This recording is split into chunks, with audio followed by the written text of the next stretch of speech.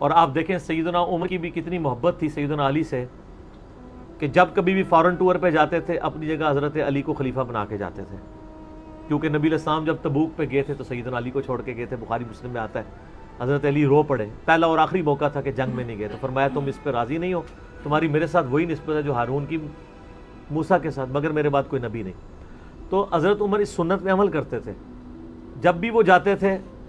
جب بیت المقدس فتح ہوا چابیوں کے لیے انہوں نے بلایا، سیدنا علی کو اپنی جگہ چھوڑ کے گئے، اس سنت پہ عمل کیا کرتے تھے۔ اور یہ بات شیعہ کے ہاں بھی ملتی ہے۔ میری ایک شیعہ عالم کے ساتھ ایک دفعہ بحث ہوئی، 2011-12 کی بات ہے،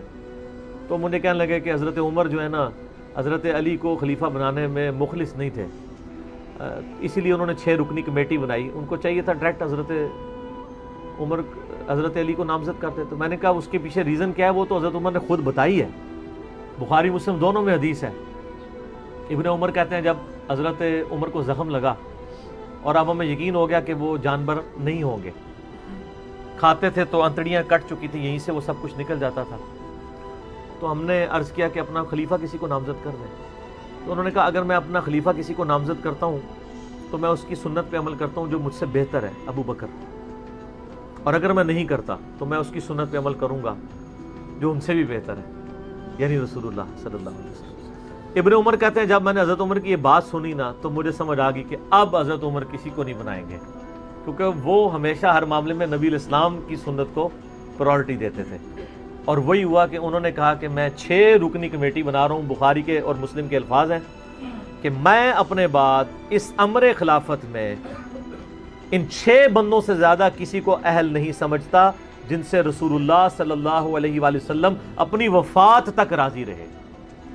اور فرمایا علی، عثمان، طلحہ، زبیر، عبد الرحمن بن عوف، سعد ابن ابی وقاص۔ اچھا یہ کون ہے؟ عشرہ مبشرہ ہیں۔ عشرہ مبشرہ میں سے یہ 6 بندے باقی تھے اور ایک 7واں بھی تھا، اس کا نام اس لیے لیا کہ ان کا بہنوئی تھا، سعید ابن زید۔ وہ تو معاویہ کے دور میں جا کے فوت ہوئے ہیں نا، سعید ابن زید تو بہت بعد میں فوت ہوئے ہیں۔ اور اسی بخاری میں الفاظ ہیں کہ عبداللہ بن عمر کو مشورے میں ضرور شامل کرنا لیکن اس کو کوئی خلیفہ نہ چنے، اور کہا کہ سعد ابن ابی وقاص پہ اگر تم متفق ہو جاؤ تو اسے خلیفہ چن لینا، اور میری اس بات کو دلیل نہ بنانا کہ میں نے اسے معزول کیا تھا پرشین امپائر کی گورنری سے، کہیں ایسا نہ ہو کہ تم اس پہ متفق اور کہو کہ اس کو تو عمر نے اتارا ہوا تھا، اینو تے رہن دو، اس دے باسٹ ایف لگ گئی ہے۔ یہ باسٹ ایف ہے ہی جعلی چیز ہے، اسلام میں کوئی باسٹ ایف نہیں ہے۔ اسلام میں یہ نہیں ہے کہ آپ کو مطلب موت کے غرغرے تک توبہ قبول ہے، آپ یہ ایک بندے کے ساتھ معاملہ ہو جاتا ہے اور وہ توبہ طائب ہو جاتا ہے تو بس ٹھیک ہے، وہ تا حیات نائل کوئی نہیں ہوتا، اسلام میں کوئی تا حیات نہیں ہے۔ اللہ تعالیٰ کے ساتھ گستاخی کرنے والے کے لیے بھی جامع ترمذی میں حدیث ہے کہ موت کے غرغرے تک جو ہے وہ توبہ کا دروازہ کھلا ہوا ہے، موت کے غرغرے سے پہلے تو 62 ایف نہ لگا دینا اس پہ۔ وہ ایک معاملہ تھا، وہ حضرت عمر کسی کو 4 سال سے زیادہ گورنر رہنے نہیں دیتے تھے تو انہوں نے ان کو ہٹا دیا تھا، تو یعنی ان لوگوں کی یہ للائیت ہوا کرتی تھی۔ تو میں نے اس کو کہا کہ دیکھو کہ یہ وجہ تھی کہ انہوں نے نبی علیہ السلام کی سنت پہ عمل کیا کہ میں ان 6 بندوں سے نبی علیہ السلام راضی تھے، میں اس کمیٹی بناؤں گا، میں، اور اس میں الفاظ ہیں بخاری مسلم میں کہ میں زندگی بھر تمہارا بوجھ اٹھاتا رہا، اپنے مرنے کے بعد تمہارا بوجھ نہیں اٹھاؤں گا، تم خود اپنا خلیفہ چن لینا ان 6 میں سے، یعنی میں کسی کو نامینیٹ نہیں کروں گا۔ دوسرا میں نے اس شیعہ عالم سے یہ بات کی کہ حضرت عمر اتنے بڑے رسک کے اوپر تھے کہ جس نے پوری دنیا کو الٹ دیا ہے اور وہ چند بندے لے کے رومن اور پرشین امپائر کا وزٹ کر رہا ہے، کوئی بھی قافلہ ان پہ حملہ کر کے ان کو شہید کر سکتا تھا، اور اگر خدا نہ خواستہ اس دوران وہ شہید ہو جاتے تو حضرت علی آٹومیٹکلی خلیفہ ہوتے کیونکہ ان کو چھوڑ کے گئے ہوئے تھے۔ یہ ان کا اخلاص تھا۔ پھر سیدنا عمر نے حضرت علی کو چیف جسٹس لگایا ہوا تھا حجاز کا۔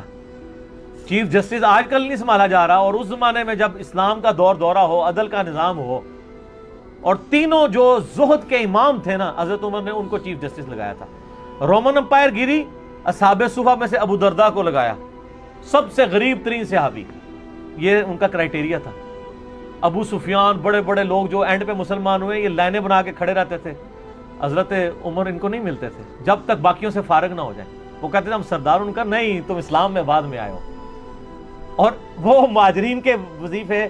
اور اصحاب بدر کے وظیفے انہوں نے باقیوں سے ڈبل لگائے ہوئے تھے کہ انہوں نے برے وقت میں اسلام کا ساتھ دیا۔ اور پرشین امپائر گری، عبداللہ ابن مسعود، زہد ترین صحابی، زہد کے امام، ان کو وہاں پہ چیف جسٹس لگایا، اور حجاز کے اندر سیدنا علی کو لگایا، اور اس سے بھی بڑھ کے سیدنا علی بن ابی طالب کی ایک بیٹی ہیں ام کلثوم، سیدہ فاطمہ سے ان کا رشتہ مانگا سیدنا عمر نے کہ میرا اہل بیت رسول کے ساتھ رشتہ بن جائے۔ صحیح بخاری میں بھی اس کا ذکر اشارتاً موجود ہے ام کلثوم کا۔ شیعہ اور سنی دونوں کے ہاں ان کی کتابیں تو مانتی ہیں، بابے نہ مانے تو علیحدہ بات ہے، کتابوں میں موجود ہے کہ سیدنا عمر فاروق کی بیوی تھی ام کلثوم، اور سلام اللہ علیہا، اس کی وجہ سے یعنی انہوں نے ایک فخر محسوس کیا کہ میرا اہل بیت کے ساتھ ایک رشتہ داری والا معاملہ ہو جائے۔ تو سیدنا عمر اس طرح کے معاملات کے اندر اہل بیت کے ساتھ بہت حسن سلوک والا معاملہ کیا کرتے تھے،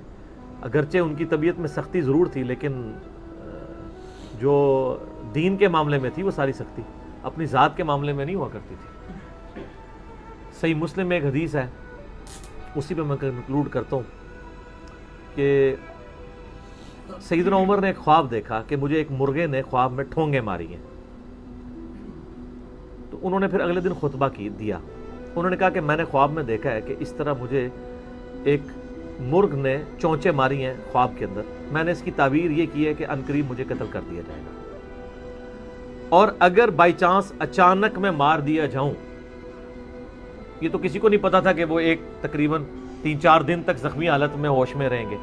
اچانک بھی تو مار سکتے تھے اگر گردن اتر جاتی۔ اگر میں اچانک مار دیا جاؤں تو تم اس امر خلافت کو ان 6 بندوں سے باہر نہ جانے دینا۔ صحیح مسلم میں ان 6 بندوں کے نام نہیں ہیں، لیکن بخاری میں وہ نام بھی ہیں، سیدنا علی، عثمان، طلحہ، زبیر، عبد الرحمن بن عوف اور سعد بن ابی وقاص۔ اور انہوں نے کنسنسس کے ساتھ پھر بعد میں سیدنا علی اور عثمان ہی بچ گئے تھے، ان میں ٹائی پڑ گئی تھی، تو الٹیمیٹلی پھر حضرت عثمان کو چن لیا گیا۔ تو اگر میں اچانک مار دیا جاؤں تو ان 6 بندوں سے باہر کسی کو خلیفہ نہ چننا، اور مجھے پتہ ہے کہ جب تم ان 6 بندوں میں سے کسی کو خلیفہ چنو گے تو کچھ لوگ تمہاری مخالفت کریں گے، اور یہ وہی لوگ ہیں جن کو میں نے اسلام کی خاطر اپنے ہاتھوں سے مارا ہوا ہے، یعنی وہ لوگ جو بالکل اینڈ پہ مسلمان ہوئے ہیں، جن سے ہم نے غزوہ بدر، خندق، احد لڑی ہوئی ہے، اب یہ اینڈ پہ مسلمان ہوئے ہیں، چونکہ وہاں پہ بھی انہوں نے حکمرانی دیکھی ہوئی ہے، تو یہاں پہ بھی ان کی خواہش یہ ہوگی کہ ان میں سے کسی کو خلیفہ چنا جائے۔